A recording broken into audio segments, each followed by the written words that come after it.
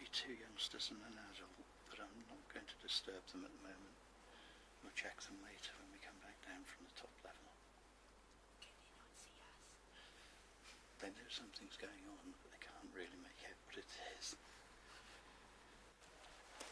How many of you think you would be able to identify a swift as opposed, say, to a swallow or a house martin with confidence? I think yes. Good, yes.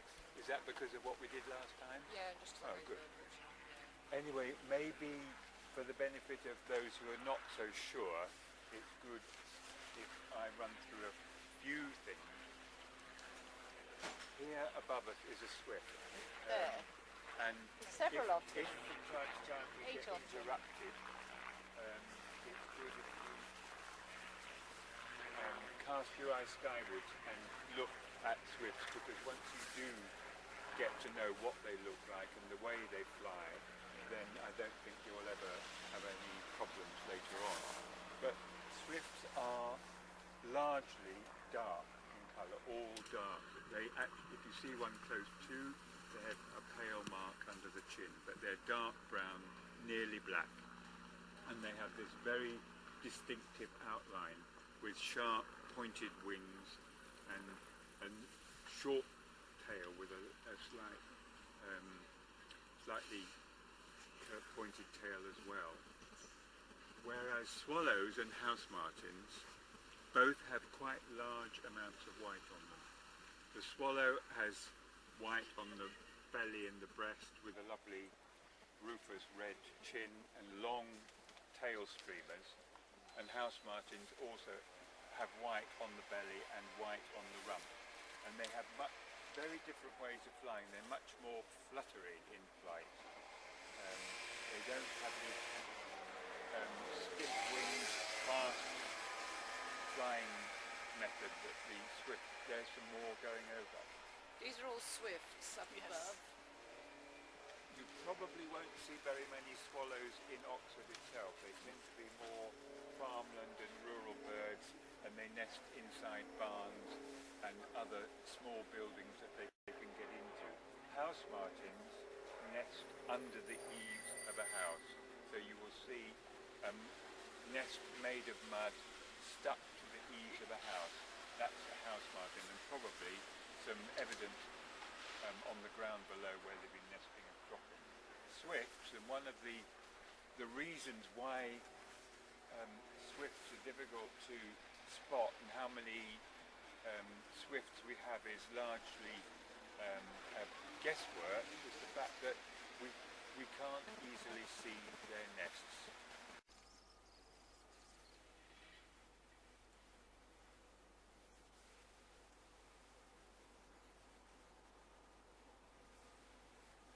And David Lack mentions the Wellington Square population in his book, Swifts in a Tower. And we've always been, the continuing education department is around here, and the CPD centre where I work is number 11 here, and we've always been very aware that swifts are here, partly because you can hear them at this time of the year, although today we don't seem to be hearing them, but in principle you should be able to hear them. So when this building was refurbished, 3 years ago now, I got in touch with Chris and asked him to donate some boxes, and if you look up at the top under the eaves of number 11, you can see there are 3 swift boxes. This is one of our nest boxes. They are doubles, as you can see, chamber on each side, with a square entrance hole to the outside world. And when we need to manipulate birds or young or count, we can open the top and we have access. Also, the camera in the foyer can be mounted on any of these boxes just by putting it into the hole there and leaving this open. So it's a very flexible system. The front of the box has ventilation holes, so the ventilation cowl is still doing its job. But the hole is sized so that it's specific to a swift, and also the actual angle of the box is particular to a swift, because they don't just look horizontal on the box, they swoop up on the box, so they need good swooping height to be able to do that, and the actual face of the box needs to be at the right angle, so we do that. So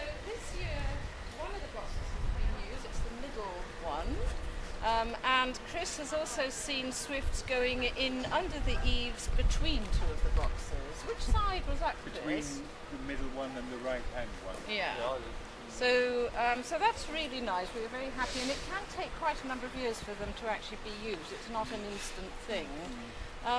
We also know there's one nest underneath the eaves of number 10, this house here, and also if you look up, turn around, and you see the two open windows at the top there. So underneath those eaves, there's also a window.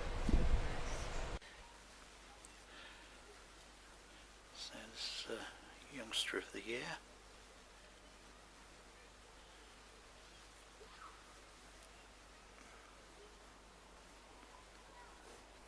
And that's one ring fitted. Won't go over the knee joint, won't come over the foot, and all four claws pointing forwards.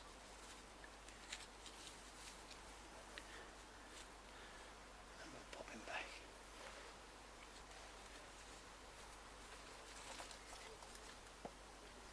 If any swifts go in and out of the holes, and if they do, have a look at how they go in, because it'll explain to you why it's necessary to have a nesting box at least 5 meters above the ground, because they have to have a good swooping height.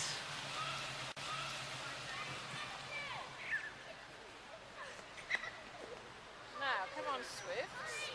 Of course, there are nesting holes on the 4 sides of the tower, so they may be going in on the other side.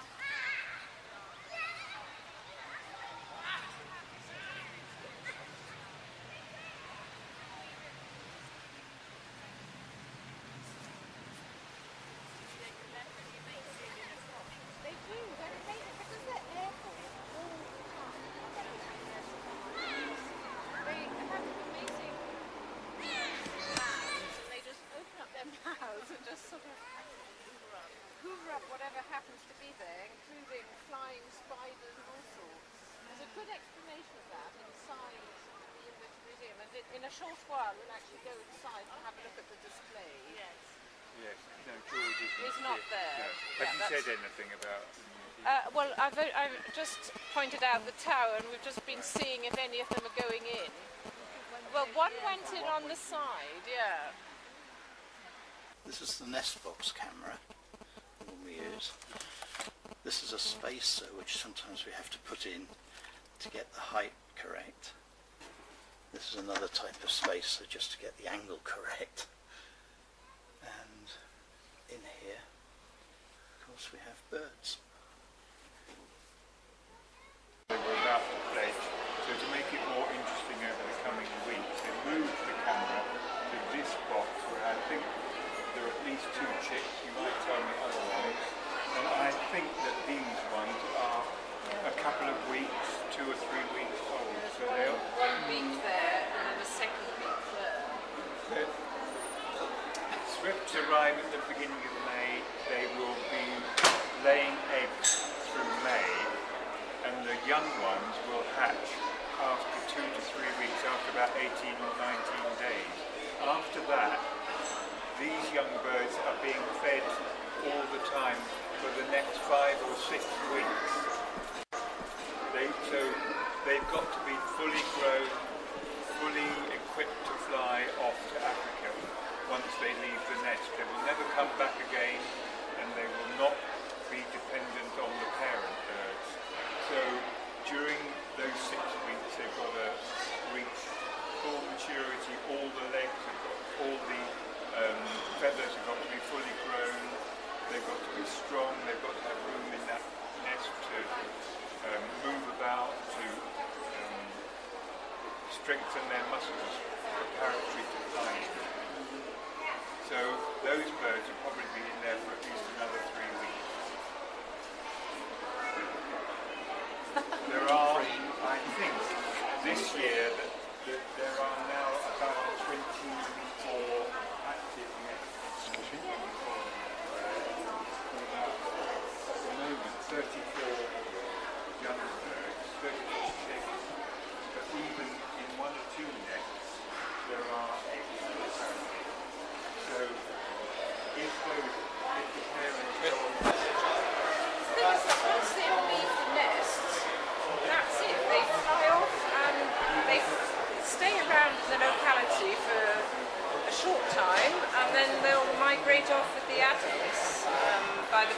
all this. So you have to be quite a daring bird just to launch yourself, knowing that you can't come back to the nest then. This is really interesting to look at as well, because it gives you an idea of the size of the swift, and also have a look at the beak, which is a very reduced beak, because it doesn't actually need to peck anything, it just needs to have a wide edge catching insects and invertebrates. And then you should also look at the feet. The feet and the legs are very diminished because they don't need to use them. They've got quite sharp claws so that when they actually get back into the nest they can cling on. But otherwise they're very residual because they just don't need them. And then that's also very fascinating. It gives you an idea of what food there is flying around at high altitude, which is basically how they survive and feed. So do have a look at this. When they come back with food for the young in the nest, they don't come back with loads of single insects.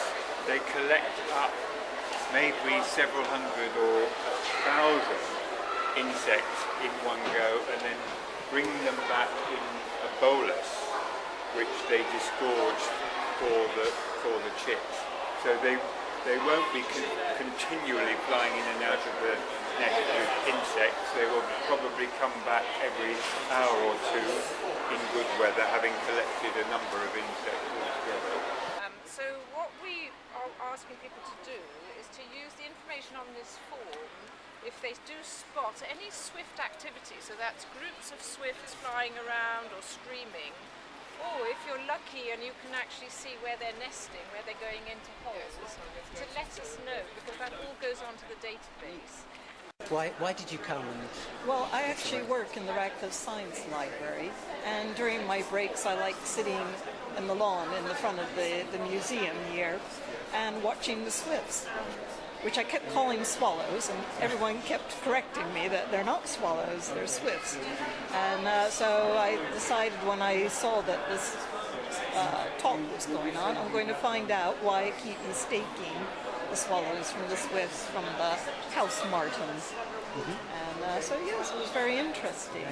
And I also like the new display that they have, because before they were much smaller and a bit dimmer looking, and this is quite lovely, the presentation.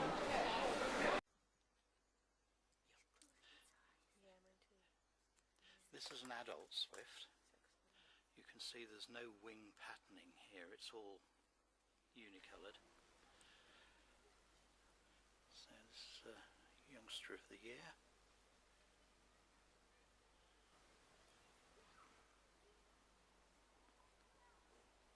And that's one ring fitted. Won't go over the knee joint, won't come over the foot, and all four claws pointing forwards.